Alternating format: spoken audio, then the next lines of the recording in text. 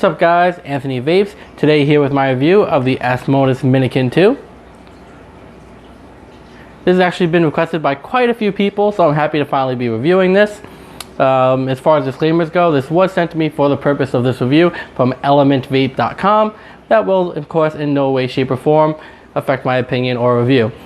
Matter of fact, they sent me quite a few things to review. It was pretty cool. They contacted me. They contacted me actually off Reddit. They just said they appreciate what I'm doing, that I'm actually just giving honest reviews, and they basically wanted to do their part to help out and send me some stuff to review to make it a little bit easier on my wallet, which is always appreciated because, as you guys know, I do spend quite a bit of money to bring you guys this review so that hopefully you can save money and not buy bad devices. So, that's why I do it, to try to give good information out to people, so the more I can review, the better off it is for everybody. So I definitely appreciated the way they approached me. They didn't try to do anything shady and be like, well, give this positive review. They were just like, just keep doing what you're doing, be honest and keep reviewing stuff, and we want to help you out. So definitely appreciate that from Element Vape.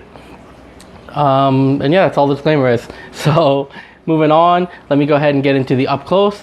I'll show you guys how the mod works, take some measurements, all that good stuff. Then I'll cut into the tech testing, and I'll be back here with my pros, cons, and whether I recommend it or not.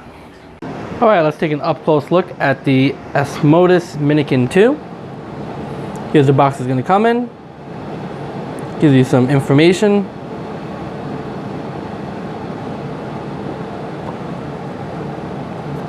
Inside the box, you're going to get USB cable,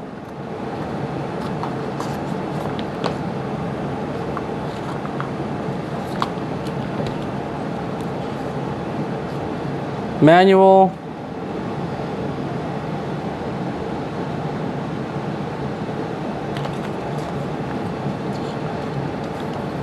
warranty card, and a battery safety.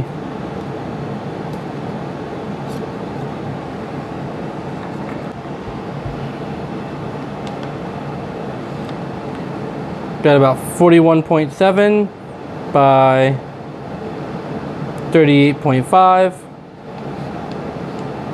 by 80.3. Very similar shape and size to the Small Ant Battlestar, but this is a little bit more rounded.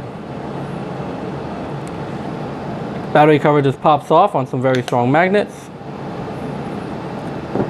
The mod itself has a nice rubbery feel to it. It's got a solid metal, but it's also got like a rubber coating. I think some of them also feel bare metal, but I can only discuss the one that I have in my hand. Battery tray actually works very nicely. You're not going to have to worry about ripping your battery wraps when you put in batteries. And this actually goes on both ways, but the top is going to be where the A is on Asmodus, but you can put the battery tray on either way. It doesn't make a difference. It also has a little indent here for popping off the battery tray. 5 clicks to turn it on. You're gonna have your screen. You got individual battery monitors, your resistance, the voltage. That's gonna be a live output. You got puff counters. Shows you you're in power mode. Now the screen's gonna automatically lock when you hit the fire button. So now it's locked. So in order to unlock, you have to slide down, but don't do it too fast. Then you can change your wattage, or if you want to change your mode, slide down to unlock, press the power, and you'll see here you can change your mode. Ooh.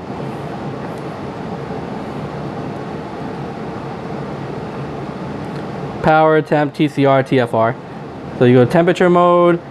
Say we take that one. You're going to be in temp. Now, when you want to adjust your temperature, and again, you have to unlock it every time, you click on the temperature. If you want to adjust your wattage, click on the wattage. So it's really simple to use. And again, if you want to change your mode, you go back to power. You can do power, or you can do a curve mode, where you can set a custom curve. And basically it shows you your wattage per second.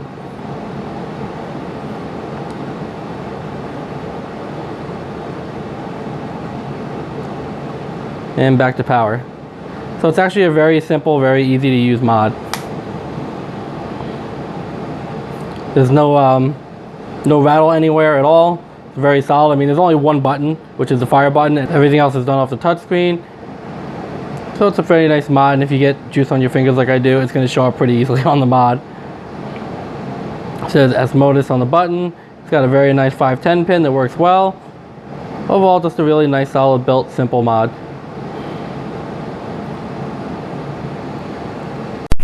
Alright, so let's take an up-close look at the Minikin 2 results. Here's the chart. So the test was done at 0.1, 0.15, 0.2, and then a 0.54 for the high resistance test. So looking across the board, this is a mod that shoots a few watts high across the board. So at the 0.1, it was hitting 6, 12, and 6 high. At the 0.15, it was, sorry, I take that back. At the 0.1, it was 6 watts high, 2, 3, 7, 1, sorry, 6, and 4, and 3. At the 0.15, it was hitting 12, 6, 5, 7, 6, 4, and 3 high. At the 0.2, it was hitting 6, 12, 8, 7, 5, 3, and 2 high. At the 0.54, you had your volt limit kicking in. After the volt limit was over, it hit 6 high, and 2 high. So across the board, it's a mod that will hit, you know, basically 5 to 10 watts high depending on the situation. At worst case 12. The good thing about that is that it's very smooth, very consistent. There was no issues during the test. The mod never got hot or anything, which is nice. So really good performing mod. And here's the thing about this that's pretty cool is at the 0.1 resistance, most mods actually hit weaker than what they're supposed to. It's just too much of an amp load at such low resistance. Most mods usually fire a little bit weak. This mod actually fires higher even at those resistances. So it's a mod that will work really well for those really low ohm builds. When I look at the batteries I used for this testing was the Sony VTC5A, since it's a 180 watt mod. I didn't use the HB6 like I use normally for the 200 plus mods. It does read resistance a little bit low, about 0.01, but it's pretty accurate. I would call it accurate reading. It's either accurate to 0.01 low. It is very smooth and consistent on the fires. It does leave the live resistance, which is mostly stable. I don't have issues with resistance jumping. The watt curve I tested and it works perfect on it. It'll actually kick in at the exact amount of time it's supposed to and put out the watts, you know, like it would here. I mean, not like it's supposed to, but yeah, it's set to like 100, 75, 50. It would put out these watts in 1 second increments. And the mod doesn't get hot, which is nice. It doesn't even get warm. It's a really well-performing mod that will handle whatever you put on the screen and then some in any situation. So very impressed with specifically the 0.1 resistance test. Alright, looking at the max amps I got was 43, which is very much on the high side for a dual battery mod. The max volts, 6.6, which is very good as well. The max watts, 192, so it does do its 180 and then some. And the soft cell cutoff is 3.3 volts. So I'm going to try to test those when I remember it. So 3.3 volts on the soft cell cutoff. Temp control notes. Basically, the short story is it hits weak, it's pulsy, it's not very good. It doesn't suck out the juice, it cuts off way too early, and it never really gives you a good fade. It won't burn your cotton, so I mean that's good. But other than not burning your cotton, there's really not much to it. I mean, I did get decent at 550 with a dual coil space, but it's not anything I would recommend for temp control. However, as a watt mode, it is one of the better watt mode devices out there. Alright, so now we're back here with my pros, cons, and whether I recommend it. You guys got to see the up-close view on how it looks. You got to see tech test results. So let's see if it's actually worth buying. Let's start off with the pros. First pro is going to be the looks. It is a very nice looking mod. Very comfortable, similar to the Battlestar, but it's a little fatter and more rounded. But it's one of the most comfortable mods that, you know, that I've basically ever held. Really comfortable, works really well. So yeah, looks is definitely going to get a pro, as well as just the feel and the comfort. The outside, at least of this colored one I have here, feels almost like a rubberized finish to it. I mean, it is solid metal, but it feels like it's coated with a rubberized finish. I've heard that some of the colors have a bare metal feel, so I guess it depends on which one you get. I'm assuming if you get like the silver or stainless ones or whatever, or the rainbow, they're probably bare metal. But if you get like the colors like this, they have like green, I think red, a bunch of colors, it's gonna have this rubbery feel to it.